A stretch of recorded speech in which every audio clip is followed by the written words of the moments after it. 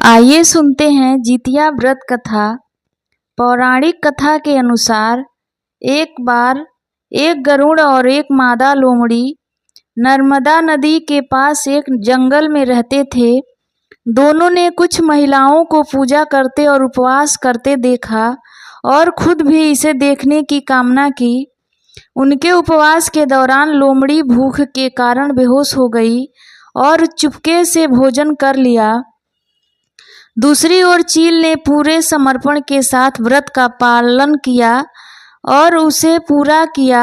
परिणाम स्वरूप लोमड़ी से पैदा हुए सभी बच्चे जन्म के कुछ दिन बाद ही खत्म हो गए और चील की संतान लंबी आयु के लिए धन्य हो गई। इस कथा के अनुसार जीमूतवाहन गंधर्व के बुद्धिमान और राजा थे। जीमूतवाहन शासक बनने से संतुष्ट नहीं थे और परिणाम स्वरूप उन्होंने अपने भाइयों को अपने राज्य की सभी जिम्मेदारियां दी और अपने पिता की सेवा के लिए जंगल में चले गए। एक दिन जंगल में भटकते हुए उन्हें एक बुढ़िया विलाप करती हुई मिलती है। उन्होंने बुढ़िया से रोने का कारण पूछा।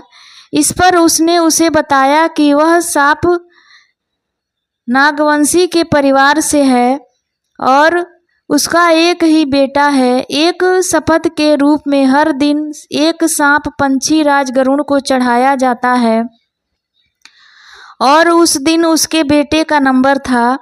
उसकी समस्या सुनने के बाद जीमूतवाहन ने उन्हें आश्वासन दिया कि वह उनके बेटे को जीवित वापस लेकर आएंगे।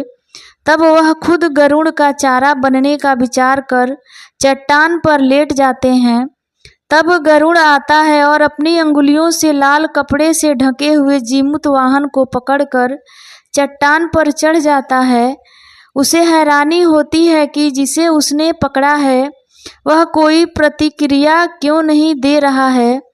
तब जीमूतवाहन से उनके बारे में पूछता है। तब गरुड़ जीमूतवाहन की वीरता और परोपकार से प्रसन्न होकर सांपों से कोई और बलिदान नहीं लेने का वादा करता है। मान्यता है कि तभी से ही संतान की लंबी उम्र और कल्याण के लिए जितिया व्रत मनाया जाता है।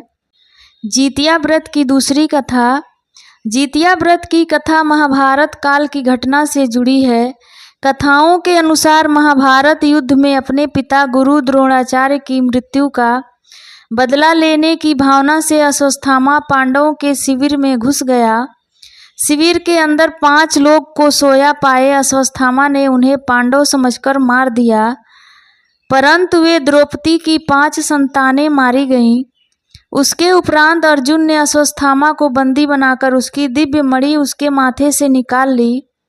अश्वत्थामा ने फिर से बदला लेने के लिए अभिमन्यु की पत्नी उत्तरा के गर्भ में पल रहे बच्चे को मारने का प्रयास किया और उसने ब्रह्मास्त्र से उत्तरा के गर्भ को नष्ट कर दिया। तब भगवान श्री कृष्ण ने उत्तरा की अजन्मी संतान को फिर से जीवित कर दिया। गर्भ में मरने के बाद जीवित होने के कारण उस बच्चे को जीवित पुत्रिका के नाम से भी जाना जाता है। तब उस समय से ही संतान की लंबी उम्र के लिए जितिया का व्रत रखा जाने लगा।